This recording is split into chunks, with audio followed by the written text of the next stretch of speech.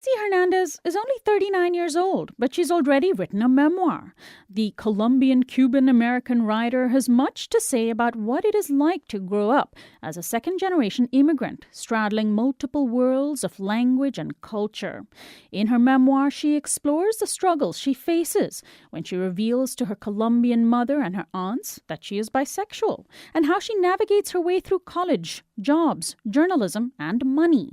Daisy Hernandez has written for Ms. Magazine and in these times. For 6 years, she was an editor at colorlines.com. She's the co-editor of the anthology Colonize This, Young Women of Color on Today's Feminism. Her memoir is entitled A Cup of Water Under My Bed.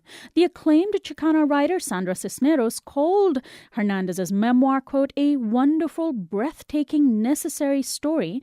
She added, I bow deeply in admiration and gratitude. Welcome to Uprising, Daisy Hernandez. Thank you for having me.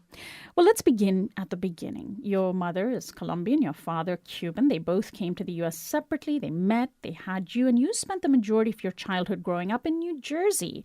What did your parents do? How typical was their experience as, in their case, first-generation immigrants in the East Coast? Yeah, I think it was pretty typical. My dad was here earlier in the 60s, but by the 70s, there was still a lot of manufacturing work in northern New Jersey, so they both worked in factories. My mom's a seamstress. My dad worked in a textile factory. There was a lot of work at that time. Still a lot of unions, a lot of union work. So I think their experience was pretty typical. My dad's perhaps a little atypical because he is a Cuban exile, but he is not was not this wealthy landowner who fled the island. Grew up in the rural side, did fight against Fidel Castro. And as I talk about in the book, he says, it's hard to switch sides when you're already in a war. And so he had to leave for his own safety at that point. But I think the image that people have of exiles is that they're all very, very wealthy. So, and my mother came, as economic refugee, looking for more work and more possibilities. And the two of them met in New Jersey, and there started my story. Your mother has many sisters, and several of the three, I believe, came to the U.S. To join your family, and is quite common, of course, in the immigrant experience. You all live together. Absolutely. Yeah. She comes from a family of 11 children. Wow. And so 3 of the sisters came and lived with us at different points in time and took it upon themselves to correct my Spanish grammar, as I write about in the book, every few seconds. And so also I grew up in a very matriarchal home. I joked that at one point I realized the only males in the house were my dad and the cat. Everyone else was a woman, friends. And that's a really big part of the book, is about how these women immigrants raised me, the kind of ideas that they gave me, and the way that was clashing with what I was learning, obviously in the school system, but also through, as I grew up through different kinds of work that I did. So let's talk about your childhood, and you mentioned language. How bewildering was it for you to start kindergarten in English when at that time you had grown up speaking only Spanish? Yeah, that's been a really wonderful part of the book, is that the book just came out on Tuesday, but people who've been starting to read it, and that's the first chapter, have really connected with that intensely. Other second-generation immigrants from all different backgrounds have been talking to me that it's such a common experience. So I write about getting into the classroom, and all of a sudden I'm hearing the teachers talking like a cartoon character from television, which is sort of my reference point for English. And it was really shocking. And the really big thing for me was realizing that I wasn't hearing, because I was not hearing my mother's language, I was feeling like I was having to make a choice really early on. I was feeling like I was actually leaving my family. And I was. To this day, my parents speak to me only in Spanish. They don't speak English. They don't engage with that language in that way. We speak Spanglish, the third language, as I refer to it. But it was definitely a departure at a really young age from everything that I knew. It must have been so confusing. And this gets back to what you're saying. It is such a quintessentially American experience today because of how our country has been transformed by migration, that we throw little kids into school system. And of course, you ended up having to take the ESL classes, but you spend entire days being immersed in a language that you had no idea how to speak, but you were so little. I mean, that must have been kind of traumatizing. It was, and I think it also taught me to be really resilient, and it also taught me the importance of having your tribe with you, right? So the other 3 girls that I identified, actually, I remember there was one specific girl that seemed to already be bilingual, and just sort of grabbing onto her and being like, this is my buddy, my BFF really early on. So I think early on I also knew that I was going to have to create some kind of chosen family, and at that age it starts around language, and then later it starts around queer sexuality and feminism and politics and so forth. Right. So you grew up, you started learning English, you became very confident, you started reading English language books very early on, and then you realized that you didn't really know Spanish in a formal way. You'd never had formal Spanish instruction. This is also very quintessentially second-generation immigrant experience. What was that struggle like? That you had proven yourself in this new language only to find that your original language was something that you still needed to work on in a way to become fluent. Absolutely. And I realized that for me, growing up, I had almost needed to distance myself from the Spanish as a way to make the break with it easier, right? Like breaking up with someone you love, you're suddenly like, I hate you, I never loved you. Mm-hmm. And it was similar, my experience was similar with language. And then I realized, I want to know, I want to, I want to be able to speak my language. And so then that's when I make my way back to these famous heritage speaker type classes that, more and more, at least Latino speakers I know are taking. And it was shocking. It was shocking to be in a class and all of a sudden all the Spanglish and the words that we had invented both at home and in the larger community, I suddenly realized, oh, those are not actually Spanish. This whole time I've been thinking Spanglish is Spanish. And sorting through that was very strange. And through sorting through the feelings of inadequacy, right? And the way we internalize the shame around it, Right, because we do then feel that the Spanglish, which is this third language created, is shameful, is inferior to the purer languages. But then it is such a common experience now. And we have so many other incredible Latina writers who have sort of owned this struggle. How do you explain that to, today's young Latinos, Latinas who may be told that they speak neither perfect English nor perfect Spanish?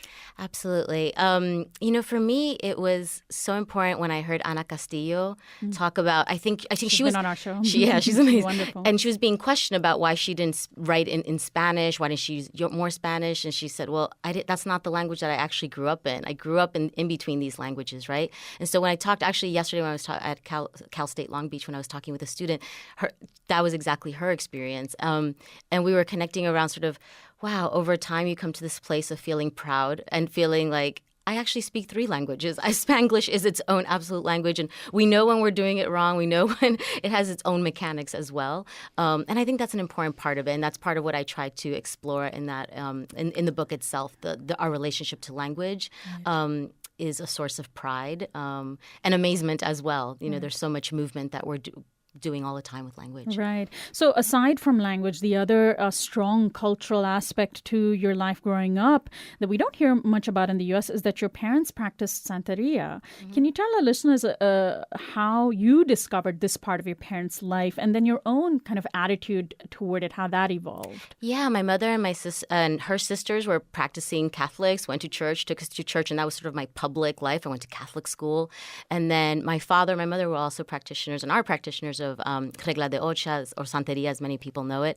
And at first, the way I discovered it was that there was something that looked to me like a candy dish, and it was hidden. It was under their bed at one point. It was in a little shed at another point. And so I write in the book about just stealing candies from this wonderful candy dish, not sure why my parents were hiding it. And then when I'm around 13, my mother's sister refers to this candy dish as being part of my father's religion. And it turns out to be the orisha Legua. A sort of altar?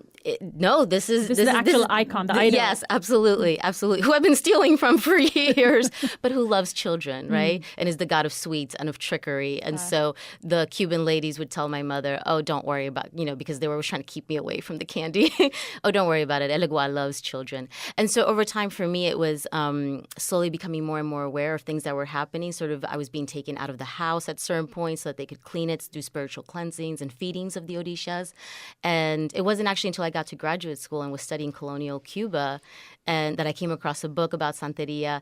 And then, and I was reading about it, and the words are what they are at that moment, but then to see a picture of this candy dish, this alegua, in New York University Library or something. It was really an amazing moment. And so you made the connection between something you just took for granted in your home and had some questions around and something that you saw in an academic setting. And that was a pretty big line to It was. And I had no idea that there were tons of academics all over the world studying this religion and its practitioners. And what was your attitude towards that? That plus Catholicism, you were growing up challenging yourself in books, maybe developing your own ideas of faith. So how did you evolve to see these religions? Yeah, that was actually a big motivation for writing parts of the book as well, was that I wanted to sort through these different religious practices that I was surrounded by and the kind of role that santeras and other women in the community had played in our family. If you lose your job, you go to a woman who reads your tarot cards, right? Or if you're dealing with an immigration case, right, you go figure out, what are the dead spirits telling us, And I was trying to figure out did I believe in this or did I not believe in this? And so that was like a big motivator behind reading the book. And whereas if you had maybe grown up in Cuba or Colombia, you might not have questioned it as much because you might have been immersed in it. And it's just something, you grow up taking for granted. Yes, absolutely. And I don't know how I would have been there, but here, these different religious practices were also how we negotiated with large institutions, right? And so it was very much a really powerful resource. But as I grew up and realized, wait a minute, we're being screwed over. That's part of why we're trying to use all these different religious practices. I needed to kind of sort my way through. In my heart, there's a way that I believe it because it's what I grew up with, right? And so there's sort of there's a certain kind of faith that just is probably going to always be there. And then the hallmarks of those rituals and those icons are something that you sort of take with you when you move from your family as symbols of familiarity and family, right? Absolutely. And so they get even bigger meanings. And I can relate a little bit to that from a completely different cultural tradition. Now, you mentioned the Santeras, these women in the community and in the immigrant community in New Jersey who are sort of authority figures that could predict your future. I mean, is astrologers the right word for them? How important are they in immigrant communities today, in that specific community? Oh, I think they're really important, not just in the community that I grew up in, but I think in a lot of Latino immigrant communities. These women are really, really important. And I actually didn't think about them very much because I took them for granted until I left my community. I was traveling with someone and I referred to the women. I was like, maybe you'll have your cards read, or we could the cup of water thing. And they were like, what are you talking about? And then when I tried to explain, they're like, are they brujas? Are they witches? I was like, no. I was like, they're not exactly astrologers, but they will use astrology. And I realized, I didn't have a name for them, and how powerful that is and how intense that is to realize there's this whole group of women that are unnamed and play this really pivotal role in your community and your family life.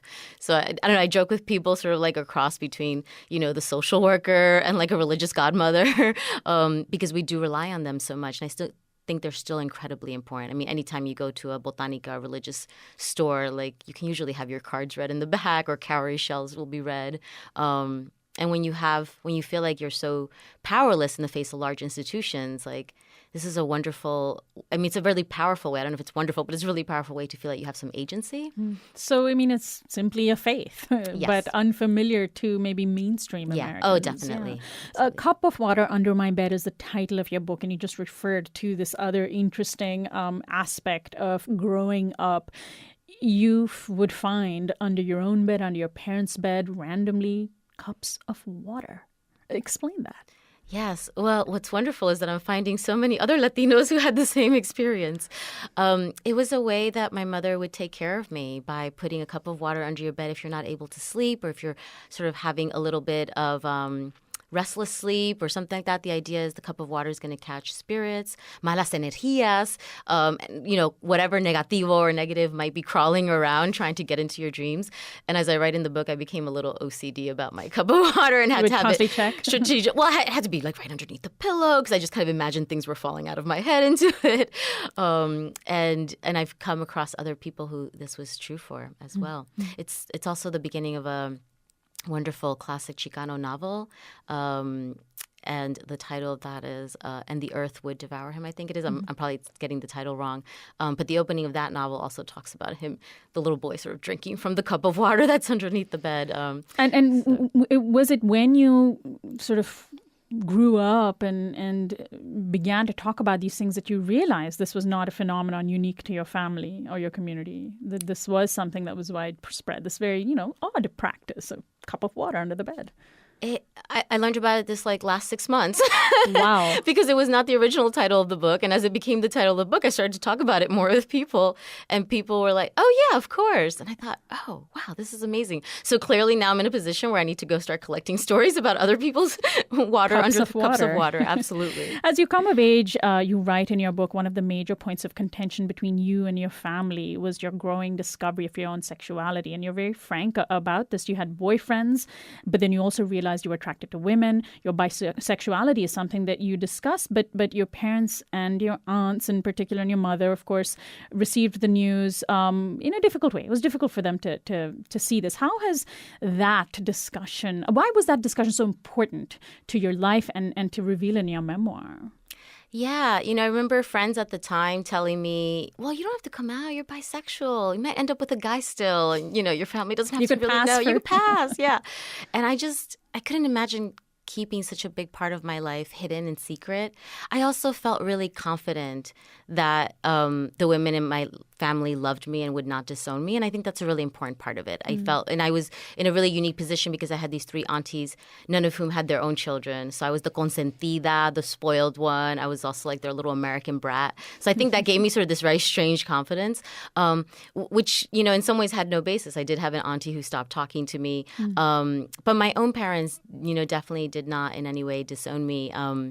Just sort of, discussed that they were hurt and kind of wanted a, sort of don't ask, don't tell type of policy, which I agreed to for a number of years. I'm very, even now, even with the memoir out, I'm still pretty protective of them. Have they read? Well, you said that they don't still speak English at home, so they have not read the book. They have not read the book. They've read. My mother has maybe read some chapters that I translated for her, but we haven't talked about it in depth. So. Well, one of your first jobs out of college was at the New York Times as a paid intern. You worked as a reporter, among other things, and that would have been a dream job for so many young aspiring journalists, especially young women of color. You chose to leave that and move to Oakland to work for Color Lines. Why did you leave? What about your experience at the New York Times made you question the prevailing forces that shape stories? Yeah, absolutely. There were, over the span of a year and a half, there were many, many things that happened. I think early on, seeing myself get caught up into the institution, having the then president of Colombia with us, somebody who is Alvaro guilty. Uribe. Yeah, Alvaro Uribe, who's guilty and responsible of mass murders. He just visited the editorial room. Yes, he sort of came to talk to the editorial board and realizing, oh, I just met someone who's responsible for murder, and I asked him a polite question. It was sort of something that really shook me up, I never felt, for many obvious reasons, I guess, I never felt quite at home there. I didn't feel like I was being challenged politically. I felt like I was going to be there in some ways to educate or to bring another perspective. And when it wasn't that, I was going to have to be in argument with someone, right? You write about a person in the book that you name Mr. Flaca. Mr. Flaco, yeah. Flaco, who made a comment that stood out to you. Can you tell us the story? Yeah, I had wanted to write an editorial about studies that were coming out that were saying that it wasn't all young men and boys who were being left behind through the educational gap, right? It was specifically Black children and Black young men who were being left behind. And that got us into a conversation that led him to say that comparing them to sort of Chinese students. He was like, Chinese students, they just got here yesterday and they're excelling and they're doing so well. And then you compare that to Black students. It doesn't matter if they're in Westchester or the Bronx. They're just always doing poorly. It's almost like it's genetic.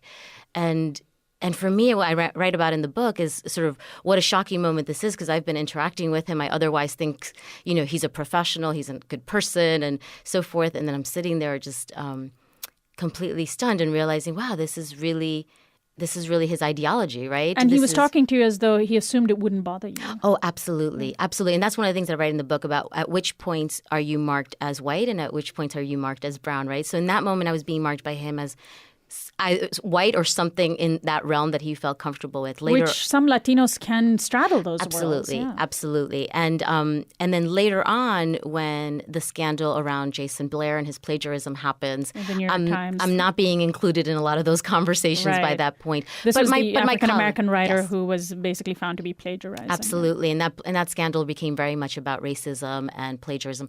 But my colleague who was also Latina was sort of privy to other conversations. She was being marked as white in that context.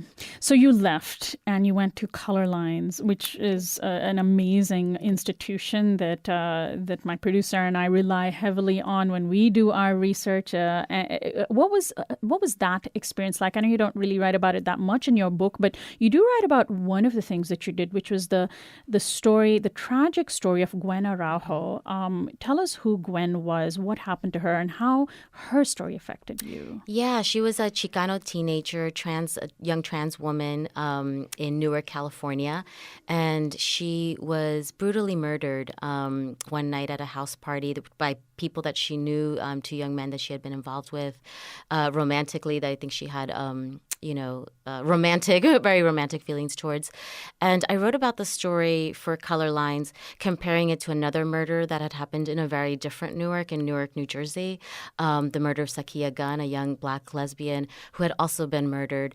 And I wrote about it for Color Lines from the perspective of here were two cities that were very different, a small town in California outside of San Francisco, a major city in New Jersey, and yet neither had been able to protect these two young women of color.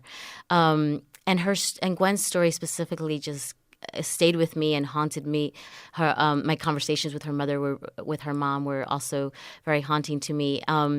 I had also had the experience of being in relationships with transgender men, and I think that was also part of why it stayed with me. I think one of the things that I write about in the book is her words at the last moments of her life to her murderers were that she had family.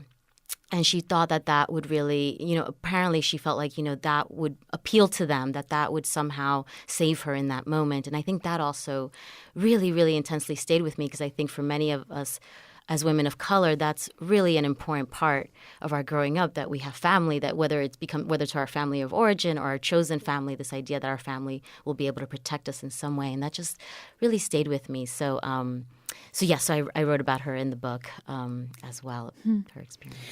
Well, one other aspect of your life that you write about growing up, which was really interesting, and I'm impressed with your candidness, is your struggles with money as a college student and beyond. And we don't talk about this very much. You got into a lot of credit card debt. You had to finally attend a support group to deal with these struggles. Is this sort of a hidden secret that a lot of people don't talk about? I mean, I don't know how prevalent it is, but of course we know people get into credit card debt, and some of it is driven by poverty. Other might be driven to addiction. Might be driven by addiction. That's a big part of why I wanted to write that and why I chose to include it, is because I feel like we're not talking about it. And I know from personal conversations it happens. And I also wanted to say, I wanted to include it because I felt like there are a lot of narratives of women and young men and women getting into credit card debt.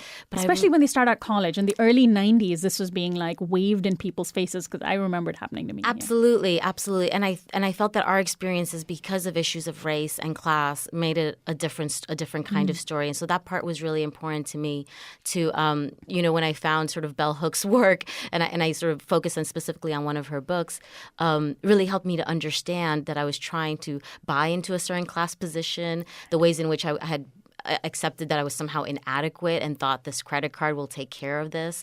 So that for me, it wasn't just, there was some compulsivity around it, like, I want all these cute things. And I do love cute things. It's absolutely true. But I was also trying to buy into a whole world that I had not grown up in and that I really didn't feel like I belonged in. And so then I think the unraveling of that for young women of color looks a little different, right? Because it's unraveling okay, I'm not going to spend this money, and so I'm going to have to feel again maybe some of that shame that I felt when I was growing up, going to free dental clinics, free healthcare. That kind of feeling that we have when we're younger, we're going to have to feel that now again, right? And yet still assert our strength, right? Daisy Hernandez, your book reveals so many different parts of young American life that are outside of the mainstream, particularly that we see on television. Immigrant, Latina, bisexuality, your journalist, the different religious traditions, and yet they are all around us. We just don't see them reflected. Let's talk about depictions of Latinas in the mainstream media. First of all, there's this issue of Latinos versus Latin Americans. And Hollywood likes to conflate the two, but they're not the same. They're not. Sofia Vergara is a Latin American. Absolutely. And it's not only Hollywood, right? When you go into the academic world, there's a tendency there to also conflate Latin American studies being the same thing as U.S. Latino studies as well. We are very comfortable with our white counterparts from Latin America, right? Sofia Vergara being a wonderful example. And one of the pieces that I wrote recently for NPR's Code Switch was highlighting, this racism is not just in Hollywood. The minute you turn on Spanish language television, you are not seeing anything representative of Latin America. You're seeing one small segment of Latin America, both racially and in terms of class, of course. And so Sofia Vergara brings up an important issue as well, the highest paid woman now in television, and recently essentially put on a pedestal and rotated like a rotisserie chicken, if you will. I mean, I hate to use that, but I feel really demeaned at the recent, awards show during a discussion about diversity of all things. So the typical Latina that we see on television is the gorgeous, curvy, hypersexualized woman with a thick accent. Are you just sick to death of that? I am. I actually thought the first season of the show was quite wonderful. Modern Family, excuse me. Yeah, was quite good. I enjoyed it. And then it went downhill from there in terms of her character and her character development. She remained a caricature. And became more so, I feel, than it was true in that first season. And I think what happened on the Emmys was so indicative of where I think we also are around humor and race, right? The whole Daily Show, irony, Colbert Report, so forth. I